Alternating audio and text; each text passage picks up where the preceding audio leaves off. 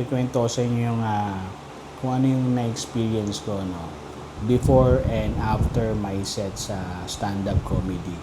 Ah, ano to medyo kakaiba to talaga kasi once na pag-performer ka na, depende na talaga sa kung paano yung routine mo sa show. Okay? Ang ginagawa ko sa inyo, pag may performance ako, kuwari, isang oras na lang, 2 oras, na ako niyan chill pa ako niyan. So, naipagkwentuhan muna ako, kaya nakatulala lang ako, nagmumuni-muni, hindi ko pa iniisip kung ano yung gagawin ko sa stage, no? Ano pa ako niyan, kalmado pa. Pero pag medyo mag-i-start na, ito na yung asikasuhin ko na yung show, no? Isa kasi ako sa nag-line up, naghahanap kung sino na yung wala pa. Grabe talaga tumubo ko. So, yun na pag medyo pag malapit na, pag start na yung show, at medyo nasa gitna ako or dulo, ang ginagawa ko niyan binabasa ko na yung notes ko sa cellphone. Namimili na ako kung ano yung gagawin kong joke.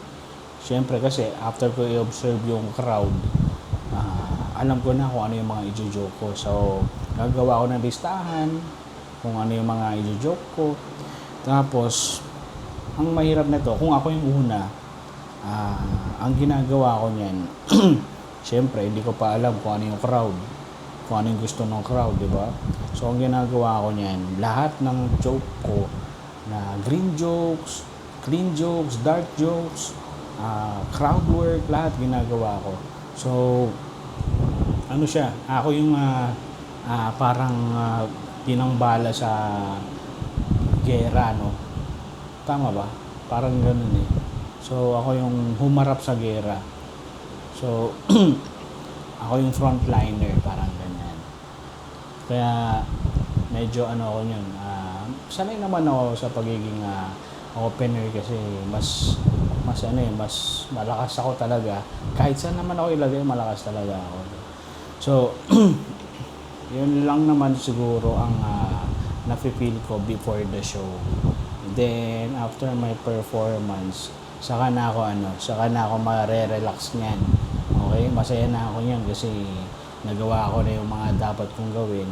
Saka na ako inom ng isang bote.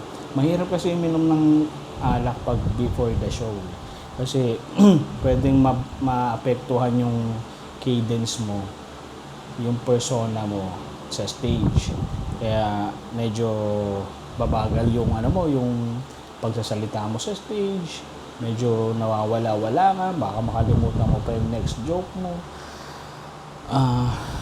Yun pa. Saka kaya hindi ako umiinom ng alak bago mag-perform, no. After mag-perform, order na ako ng beer, makipagkwentuhan na ako.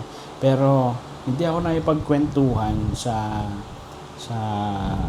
mismong show, sa set kasi naririnig yan ng mga audience baka ma-distract yung audience, ma-distract din yung performer. Kaya hindi ako nakipagkwentuhan talaga sa likod, sa loob, siguro sa labas makipagkwentuhan ako, pero di rin naman ako lumalabas kasi medyo kabastusan yung sa kapwa mo performer.